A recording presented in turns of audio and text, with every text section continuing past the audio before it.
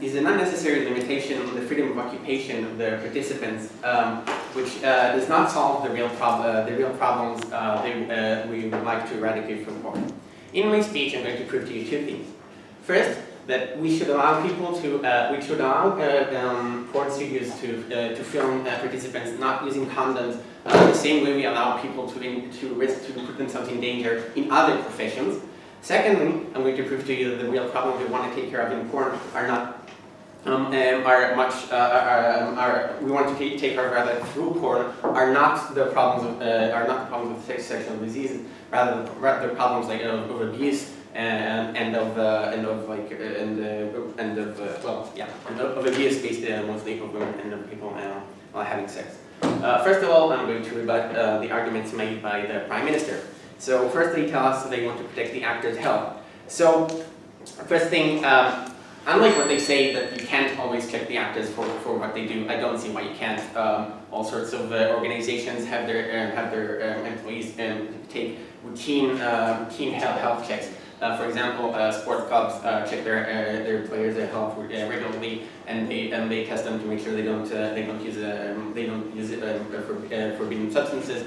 And the same way you can take blood tests and urine tests and whatever you need to take of the actors before production starts in the film to make sure they are not sick. In any case, they're professionals. They know what they're getting into. They understand the risks. I'm also going to explain to you later in my speech that we have many other people working in risky professions who do the same thing.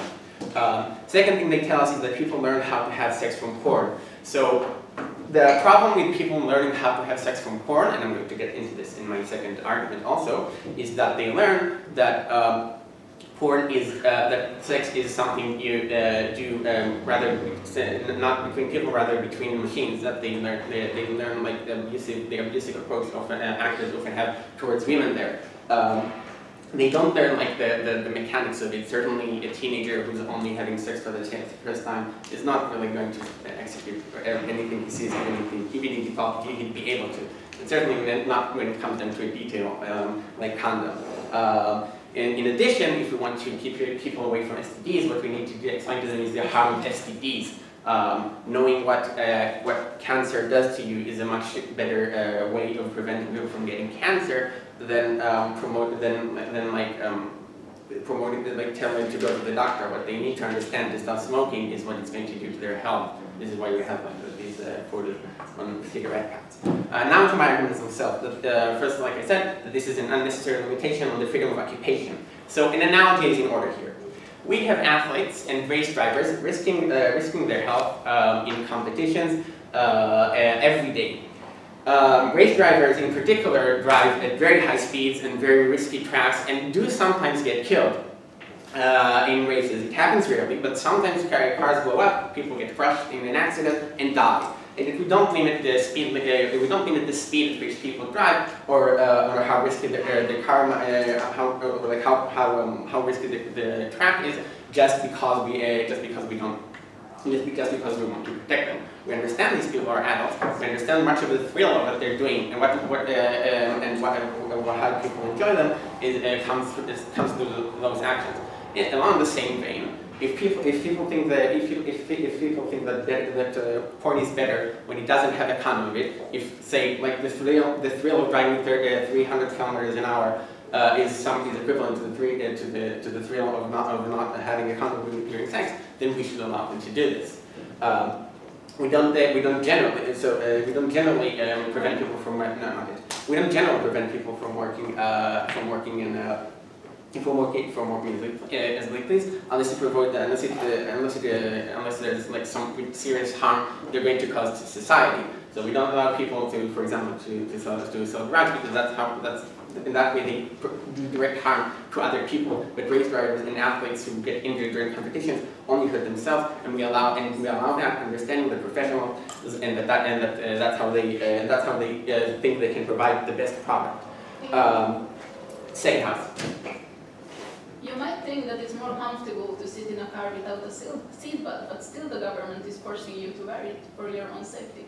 And so, but here the analogy is that the government should force people in general to use condoms when they have sex in their own bedrooms, but it doesn't force the race drivers to put on seatbelts. The race drivers themselves have, and more importantly than the seatbelts themselves, they do like strap themselves in, but they do also drive 300 kilometers an hour in very tight curves, which is much more which is a much greater risk than what the seatbelt is going to protect them. Right? If they crash against something at 200 kilometers an hour, no seatbelt is going to save them, and yet you let them do this. But the analogy you provide is something that people do in their own homes, which is irrelevant. So to my second argument. The problems the government should be solving in porn are completely irrelevant to the use of condoms. I already touched on this during my rebuttal. The problem with porn today is that it teaches people. It's very extreme in the way it approaches sex often, and the way it approaches the people who participate in it. Women are often almost always subservient to men there, and the people who watch there learn that women should be subservient to men. Putting a condom on doesn't solve any of that. There's a lot of very extreme extreme acts there well, I'm sorry, I have to, but things like anal sex and things like ejaculating outside and things like that, which are pretty disgusting and which teenagers then see. And like I said, they probably won't succeed. But if they learn anything from that, then that's the real harm we've seen in how they try to emulate these acts and how they later treat the women when they see it there. And if the government is trying to try and change anything about how people perceive sex through porn movies, then that should be how they should be tackling this. Forcing people to put on a condom is not only a faster, but it doesn't even address the real issue at hand. So because it doesn't address the real issue at hand, and because the porn actors are professionals who understand the risks, we should oppose this proposition. Thank you.